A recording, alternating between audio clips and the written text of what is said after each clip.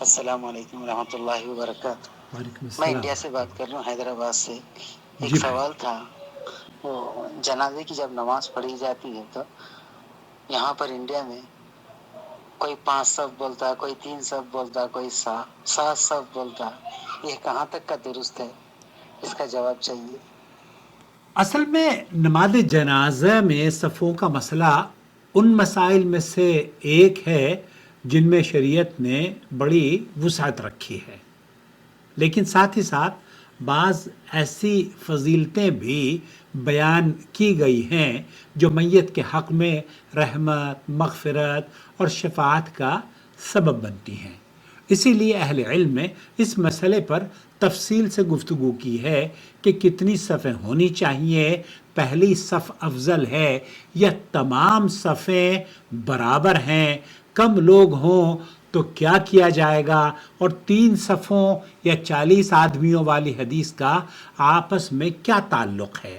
اور اسی طریقے سے یہ کہنا کہ 3 صفیں، 5 صفیں یا 7 صفیں طاق عدد ہونی چاہیے، ایسا کوئی شرط نہیں ہے، بلکہ اللہ کے رسول صلی اللہ علیہ وسلم نے فرمایا ہے، کیونکہ اللہ رب العالمین یحب الوتر، انہ وتر یحب الوتر، تو اللہ کے رسول صلی اللہ علیہ وسلم کی اس حدیث کے مطابق لوگ جب صف بندی کراتے ہیں جنازے کی، تب طاق عدد کو پریفر کیا جاتا ہے۔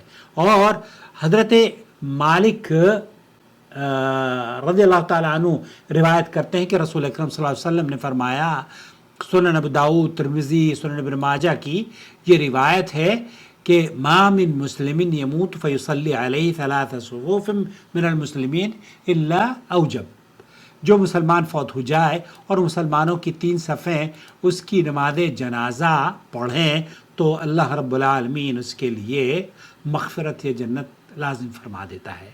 راوی حدیث بیان کرتے ہیں فَكَانَ مَالِكٌ اذا جب چنانچہ مالک رضی اللہ تعالی عنہ جب جنازے میں لوگوں کی تعداد کم دیکھتے تو انہیں 3 صفوں میں تقسیم کر دیا کرتے تھے تاکہ اس حدیث پر عمل ہو جائے، لیکن یہ شرط نہیں ہے۔ اگر تعداد میں آدمی کم ہوں تو شیخ ابن باز رحمۃ اللہ علیہ نے فرمایا کہ جس طریقے سے فرض نمازوں کی تکمیل پہلے صف کی تکمیل ہو جائے، پھر اس کے بعد جب پہلی صف مکمل ہو جائے، چونکہ فرض نماز کی جو صورت حال ہے اگر اس پر قیاس کیا جائے اور اس کو سمجھا جائے، کیونکہ سب سے اہم عبادت مسلمان کی زندگی میں فرض نماز ہے، شیخ عبدالعزیز بن باز یہ کہتے ہیں کہ پہلی صف مکمل کر لیں، پھر دوسری بنا لیں، پھر تیسری بنا لیں۔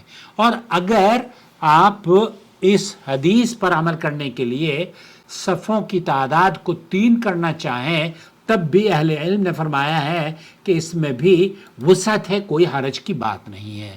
امام ابن قدامہ یہ کہتے ہیں کہ نماز جنازہ میں 3 صفیں بنانا مستحب ہے۔ پھر انہوں نے امام احمد بن حنبل کا قول نقل کیا، اگر لوگ کم ہوں تب بھی میں پسند کرتا ہوں کہ انہیں 3 صفوں میں تقسیم کر لیا جائے۔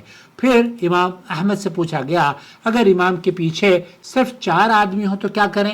انہوں نے فرمایا یجعلہم صفین فی کل صف رجلین، انہیں 2 صفوں میں کھڑا کیا جائے، ہر صف میں 2 آدمی ہوں۔ تو یہ امام احمد بن حنبل کی رائے ہے۔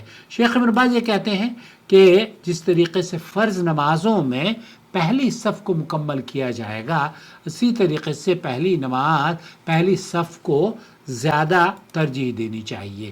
اور انہوں نے یہ ناپسند فرمایا کہ 3 آدمی ہوں اور ایک صف میں ایک شخص اکیلا کھڑا ہو۔ اب یہاں ایک اہم سوال پیدا ہوتا ہے کہ حضرت عبداللہ ابن عباس رضی اللہ تعالیٰ عنہما روایت کرتے ہیں کہ جو مسلمان فوت ہو جائے اور اس کے جنازے پر 40 ایسے مسلمان نماز پڑھیں، کھڑے ہوں جو اللہ کے ساتھ کسی کو شریک نہ ٹھہراتے ہوں، اللہ رب العالمین ان کی شفاعت اس میت کے حق میں قبول فرما لیتا ہے۔ اس حدیث کے راوی حضرت ابن عباس رضی اللہ تعالی عنہما کے بیٹے کا انتقال ہوا اسفان کے مقام پر، تو انہوں نے اپنے آزاد کردہ غلام قریب رحمہ اللہ سے فرمایا جاؤ دیکھو کتنے لوگ جمع ہوئے ہیں۔ جب انہوں نے بتایا کہ تقریباً 40 لوگ ہیں تو ابن عباس رضی اللہ تعالیٰ عنہ نے فرمایا جنازہ لے آؤ، کیونکہ میں نے رسول اکرم صلی اللہ علیہ وسلم کو فرماتے ہوئے سنا تھا۔ پھر انہوں نے یہی حدیث بیان کری۔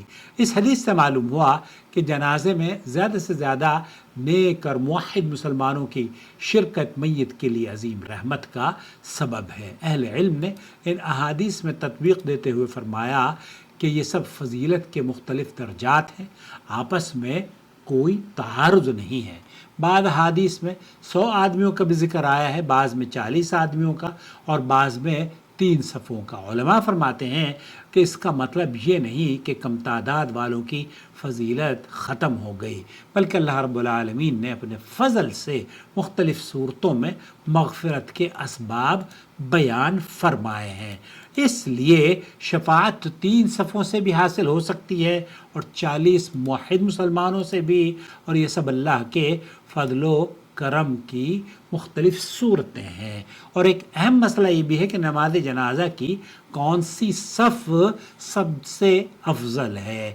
امام ابن حجر کہتے ہیں کہ جنازے کی تینوں صفیں فضیلت میں برابر ہیں، اور اسی طریقے سے لوگ باقی صفیں نہ چھوڑیں اور میت 3 صفوں کی فضیلت سے محروم نہ ہو جائے۔ اسی لیے شیخ ابن باز نے بھی یہی فرمایا کہ اگر آپ 3 صفوں میں منقسم کر دیتے ہیں مقتدیوں کو فبیہا، اگر 3 صفوں کے برابر لوگ نہیں ہیں تب بھی آپ اگر صفوں کو تکمیل کر لیں تو یہ بھی جائز ہے۔ اس میں بڑی وسعت ہے۔ البتہ جو بھائی کا سوال ہے نا وہ یہی کہ طاق عدد کی تلقین کیوں کی جاتی ہے، تو طاق عدد بنانا مستحب ہے، یہ واجب نہیں ہے۔